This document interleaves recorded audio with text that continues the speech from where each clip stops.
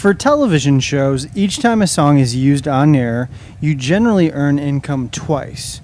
First, you will usually, although not always, receive a licensing fee up front, which is a fee that's paid for the right to use your song in whatever broadcast your song is being used in. Additionally, you will also receive what's called a performance royalty after your song has aired. The royalty amount varies based on a number of factors, including the length of the segment as well as how prominently it's used.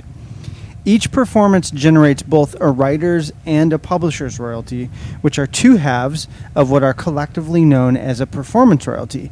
If you work with a music publisher, you both essentially get half of the entire performance royalty. If you are able to place your music without the aid of a publisher, you'll retain both the writer's share and publisher's share of the performance royalty.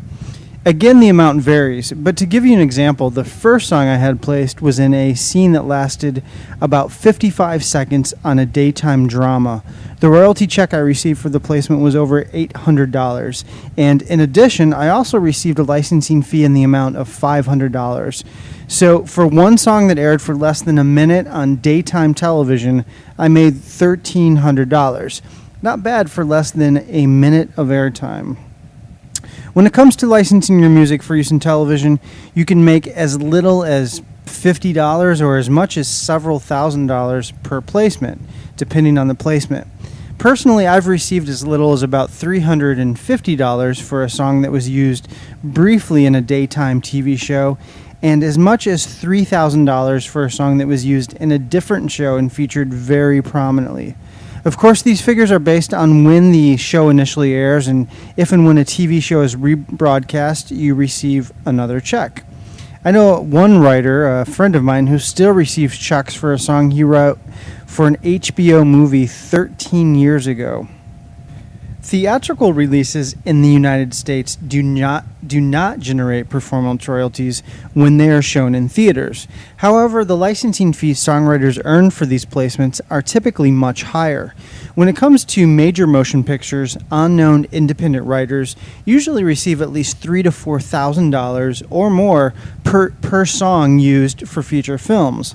Although there are no performance royalties for films in theatrical release, if your song is used in a soundtrack, you'll receive royalties for CD sales, and if and when the film is played on television, you'll receive performance royalties for your music at that time as well. I get a lot of questions regarding how much money can be made from music licensing, and of course there are many variables, so there really isn't a one-size-fits-all answer. I know several musicians who make very good full-time six-figure incomes from music licensing, and I know quite a few more that make substantial part-time income that they use to supplement their overall income. The latter is the strategy that I have implemented in my career, and it's served me really well over the years. As record labels continue to flounder and as the internet continues to make it easier to reach new music fans, it's become apparent that musicians are in a new and unique position. Creating a viable and sustainable music career without the assistance of a behemoth record label has never been easier. Not that it's easy, not that it's a piece of cake, but it's doable, and more musicians that I know personally are taking matters into their own hands and creating their own fate. It's really inspiring to watch. Licensing your music, of course, should be a part of your overall career strategy. I can't think of a reason any musician, regardless of what stage they're at, wouldn't want to take advantage of licensing their music in TV and films and on the internet and all the different licensing opportunities that exist. If you're managing yourself and you're also concentrating on developing a performing career, then of course you'll need to manage your time accordingly. But I would suggest spending some time, maybe an hour or so a day, pursuing licensing opportunities. Make it an overall part of your career strategy. Keep in mind, though, keep in mind that like anything else, you'll need to continue working on the licensing aspect of your career. It will be easier to maintain over time as you become more established and get the ball rolling.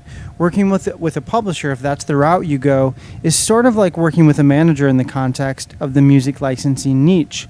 So although it might take you some time to find someone to represent you, when you're getting started. Once you do, you'll have someone that you'll be working in partnership with who will be helping you get your music into the right hands on an ongoing basis.